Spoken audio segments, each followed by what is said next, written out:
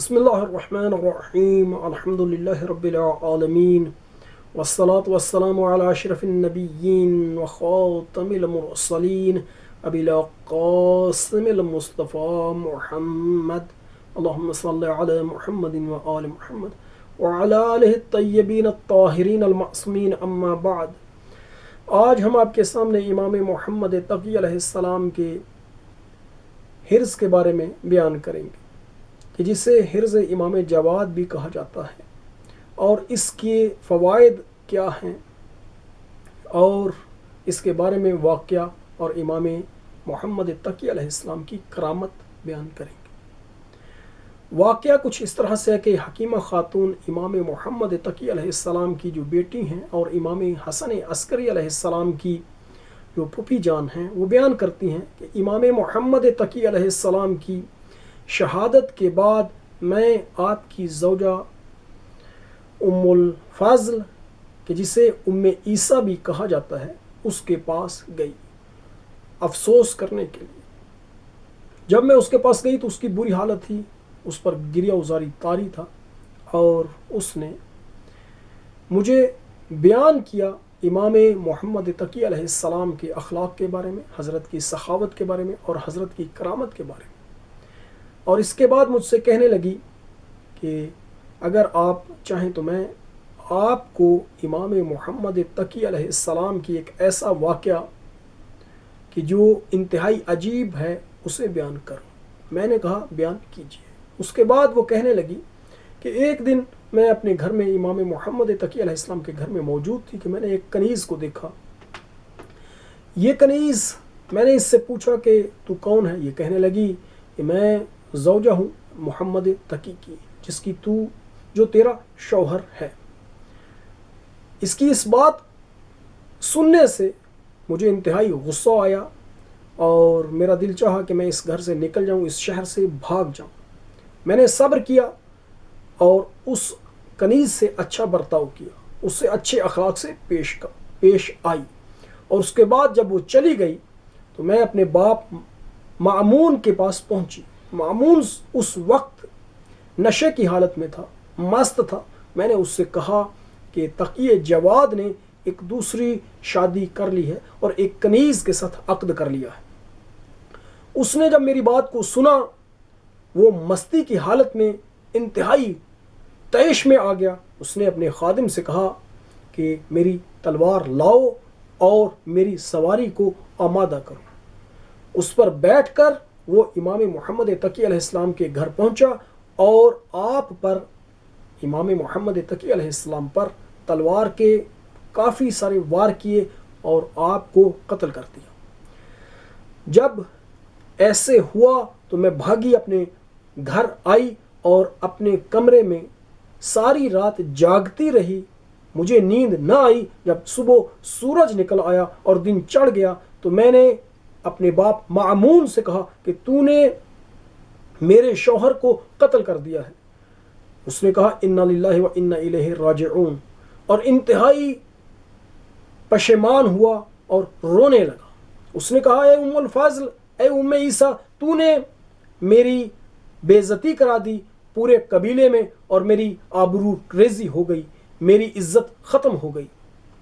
اب اس نے اپنے غلام یاسر سے کہا کہ اے یاسر، جاؤ اور تقی جواد کے بارے میں خبر لے کر آؤ کہ رات کو جو واقعہ ہوا اس کے بارے میں کیا خبر ہے۔ مامون کا یہ غلام جب امام محمد تقی علیہ السلام کے پاس پہنچا تو اس نے دیکھا کہ امام نے اپنے سر پر ایک سبز کپڑا رکھا ہوا ہے اور ایک پیراہن، ایک قمیض کو پہنا ہوا ہے، اور امام مسواک کر رہے ہیں۔ جب امام محمد تقی علیہ السلام کو اس حالت میں دیکھا تو یہ کہنے لگا اے تقی جواد، یہ جو قمیض آپ نے پہنی ہے یہ مجھے دے دیں، عطا کر دیں، میں اسے اپنے پاس تبرک کے طور پر رکھوں گا۔ وہ یہ چاہتا تھا کہ امام اس پیراہن کو، قمیض کو اتاریں گے تو میں آپ کے بدن کو دیکھوں گا کہ آپ کے بدن پر تلوار کا کوئی نشان تو نہیں ہے، آپ کے بدن پر تلوار کا کوئی زخم، کوئی خراش، اثر موجود ہے یا نہیں۔ اب جب آپ نے اس پیراہن کو اتارا تو اس کے بعد یہ دیکھتا ہے کہ امام محمد تقی علیہ السلام کا بدن بالکل سالم ہے. یہ تعجب کرنے لگا. اس کے بعد یہ مامون کے پاس آیا اور مامون سے کہنے لگا تجھے خوشخبری ہو، مبارک ہو. مامون نے کہا تجھے بھی مبارک، تجھے بھی خوشخبری ہو. کیا ہوا؟ کیا خبر لایا؟ کہتا ہے کہ تقی جواد بالکل سالم ہیں اور انہیں کسی قسم کا کوئی بھی نقصان نہیں پہنچا، وہ بالکل اپنے گھر میں صحیح و سالم ہیں. اب اس نے اپنے غلام یاسر سے کہا اے یاسر، جہاں تک مجھے یاد پڑتا ہے کہ رات کو میں نے اپنی تلوار کو اٹھایا، سواری بھی اس پر سوار ہوا اور میں تقی جواد کے گھر گیا، میں نے اس پر وار بھی کیے، اس کے بعد مجھے کچھ یاد نہیں. اب یہ بھی کہنے لگا کہ ہاں بالکل ایسے ہی ہوا. عیسیٰ الفضل بھی، اس نے بھی اس بات کی تصدیق کی. اب اس کے بعد یہ کہنے لگا اے یاسر جاؤ، یہ 20,000 دینار لے جاؤ اور تقی جواد کو میری طرف سے ہدیہ کر دو، اور یہ سواری جس پر میں رات کو سوار ہو کر اس کے پاس گیا تھا اسے بھی اسے دے دو. اس کے بعد تمام ہاشمیوں کو جا کر یہ اطلاع دو کہ وہ تقی جواد سے ملاقات کے لیے آمادہ ہوں اور تقی جواد کے پاس جائیں. یاسر کہتا ہے کہ جب میں امام محمد تقی علیہ السلام کے پاس گیا اور میں نے آپ کو دیکھا کہ آپ بالکل صحیح و سالم ہیں، تو امام محمد تقی علیہ السلام نے کہا کہ اے یاسر، کیا میرے اور میرے والد اور مامون کے درمیان یہ عہد نہیں تھا کہ مامون مجھ پر کوئی بھی ایسا کام نہیں کرے گا؟ حالانکہ رات کو اس نے مجھ پر حملہ کیا اور مجھ پر ہجوم لے آیا اور تلواروں سے مجھ پر وار کیے. اگر میرے اور اس کے درمیان وہ ذات پروردگار مانے اور رکاوٹ حائل نہ کرتی تو اپنا کام کر چکا تھا.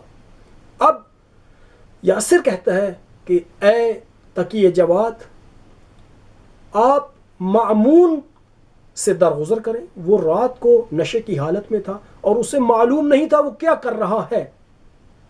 جب آپ اس کے ساتھ ملاقات کے لیے جائیں تو اسے ان باتوں کا گلہ نہ کیجیے گا.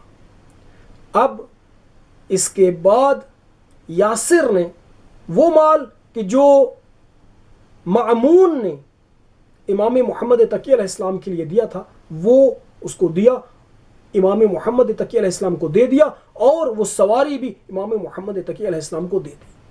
اس کے بعد امام محمد تقی علیہ السلام کے ساتھ تمام ہاشمیوں کے سامنے امام محمد تقی علیہ السلام اس یاسر کے ساتھ مامون کی ملاقات کے لیے نکلے. اور جب مامون کی ملاقات کے لیے نکلے تو سب کے سب ہاشمیوں نے آپ کے لیے کھڑے ہوئے اور آپ کے لیے رستہ دے دیا. اور اس کے بعد امام محمد تقی علیہ السلام نے جب مامون کے پاس پہنچے تو مامون نے جب آپ کو صحیح و سالم دیکھا تو اس کے بعد امام محمد تقی علیہ السلام کو اپنے گلے سے لگا لیا. اور امام محمد تقی علیہ السلام نے مامون سے کہا اے مامون، اگر تو چاہتا ہے تو میں تجھے ایک نصیحت کروں. وہ کہنے لگا مرحباً، خوش آمدید، واقعاً میں چاہتا ہوں کہ آپ مجھے نصیحت کریں. تو امام محمد تقی علیہ السلام نے اس سے یہ کہا کہ میں تجھے ایک دعا دوں گا لکھ کر، اگر وہ دعا تو اپنے پاس رکھے گا تو اگر ترک اور روم کے ساتھ لڑنا چاہے، ان پر حملہ کرے، تو وہ تیرا کچھ بھی نہیں بگاڑ سکیں گے. وہ اللہ تجھے ان پر فتح دے گا. اب مامون نے کہا ٹھیک ہے، آپ وہ دعا میرے لیے لکھ دیں. امام نے فرمایا کہ اس کے لیے تہامہ کے ہرن کی کھال ہو تو میں اسے تمہارے لیے لکھ دوں گا. تو نقرے کا چاندی کا ایک برتن جسے ہماری زبان میں ڈھولن کہتے ہیں، گرد، اس میں اسے رکھ کے اپنے گلے میں پہن لینا. اگر ترک و روم کے سارے لشکر تجھ پر حملہ آور ہو جائیں تو وہ تیرا کچھ نہیں بگاڑ سکیں گے، تجھے ان پر نصرت ہوگی، فتح ہوگی. اور اگر تو اسے اپنے بازو دائیں بازو پر باندھے تو اس کے لیے 4 رکعت نماز بھی ہے، اور اس 4 رکعت نماز میں اس کی ہر رکعت میں سورہ فاتحہ کے بعد 7 مرتبہ آیت الکرسی، 7 مرتبہ آیے شاہد اللہ ہو، اس کے بعد آخر تک 7 مرتبہ سورہ شمس والضحیٰ یعنی سورہ شمس، 7 مرتبہ سورہ لیل اور 7 مرتبہ سورہ اخلاص ہر رکعت میں پڑھنا ہے۔